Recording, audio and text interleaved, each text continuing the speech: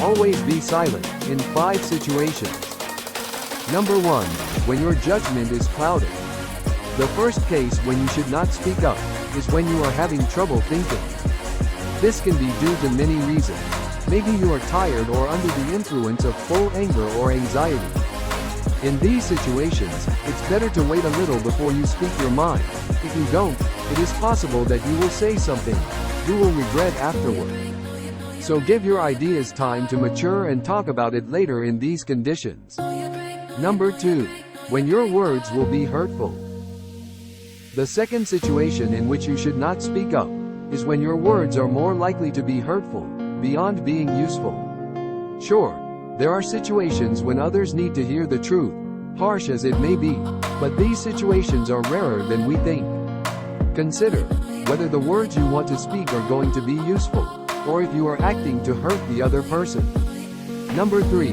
When your opinion doesn't matter.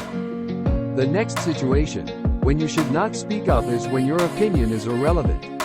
When you don't know enough about a situation or other people or expert, or when your opinion has no impact on others, it's often better to stay silent, just because it's the wisest thing to do. Silence is the best answer to someone who doesn't value your words.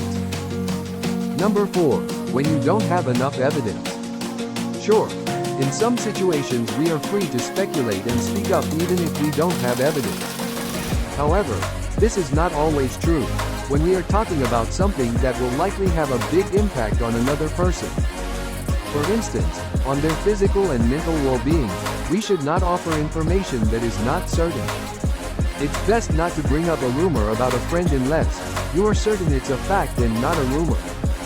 Number 5. When asked not to speak.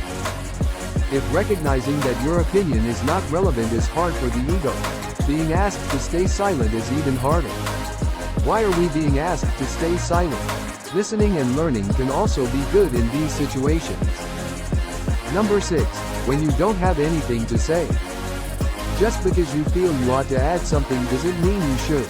Instead, you might support what someone else has said.